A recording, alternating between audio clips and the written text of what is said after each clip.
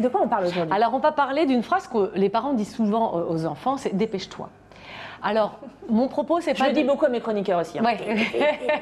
Mon propos, c'est surtout pas de ne pas dire que dépêche-toi crée des frustrations, des désordres psychologiques à l'enfant. Et bien sûr qu'il faut dire dépêche-toi de temps en temps à l'enfant, mais il y a des situations où l'enfant, toute la journée, va entendre dépêche-toi, dépêche-toi, dépêche-toi, on est en retard, dépêche-toi, dépêche-toi. Et vraiment, ça crée Enfin, c'est pas anodin, parce que la temporalité de l'adulte, comme je disais tout à l'heure, c'est pas la même que pour l'enfant. Nous, voilà, on est déjà construit, et puis même la société déjà un petit peu, elle est violente. Hein.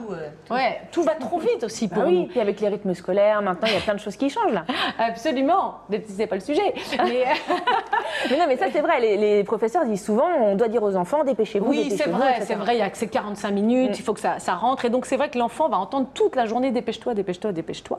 Et il y a une temporalité qui leur est propre dans les acquisitions du savoir, les acquisitions des actes, et puis le temps de structurer sa pensée. Il faut un temps incompressible. Et quand on ne structure pas sa pensée, on ne structure pas son discours. Et on a des enfants qui ont du mal à s'exprimer. On a des enfants qui sont à l'adolescence, ils sont inattentifs à tout ce qu'on veut. Il y a des moments critiques quand même dans la journée?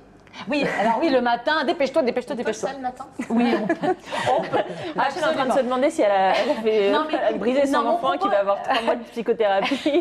Non, mais mon propos, c'est surtout de ne pas dire qu'il ne faut pas dire dépêche-toi à un enfant, mais toute la journée, ça pose problème. Et les solutions, on va passer tout de suite aux solutions, c'est-à-dire que peut-être que l'enfant, ce serait bien de le réveiller 10 minutes ou un quart d'heure plus tôt. Ça, c'est vrai. Ça serait bien, au lieu de dire cette solution. Ah oui, alors ça signifie qu'il faut le coucher un quart d'heure plus tôt également, parce qu'en termes il faut qu'il ait son temps de sommeil. Il faut peut-être préparer les affaires la veille. Voilà, des petites choses toutes simples. Être mieux organisé en fait. Être mieux organisé, absolument. Et pas attendre de l'enfant qu'il le soit.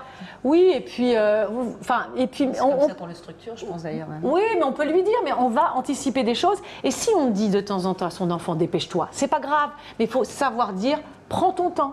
Prends ton temps, je t'écoute. Si votre enfant il vous dit oh je m'ennuie, dites-lui ah mais quelle bonne nouvelle, c'est formidable, tu t'ennuies. Ils entendent.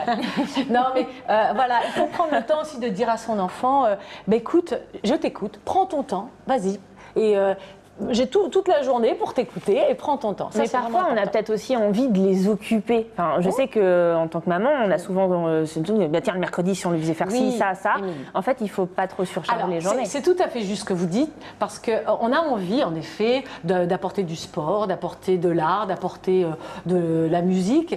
C'est très bien, je suis pour, mais point trop d'en faut. Oui. Parce qu'il y en a qui font 2 entraînements par semaine de foot. Ils ont musique, après ils ont solfège, après ils ont capté, enfin j'exagère, mais il y a des enfants qui sont quand même dans ce cas de figure. Et ils n'ont absolument pas un moment à eux, à rêver, à ne rien faire. Ils ont des emplois du temps de ministre, et alors là, forcément il y a du dépêche-toi. Ah oui, faire du yoga. Voilà, faire du yoga. Faire du yoga. Très bien. Merci beaucoup Marie-Ange. On retrouve Marie-Ange et tous ses conseils sur son site internet www.pereducation.com. Et puis tout de suite, c'est Allo VT.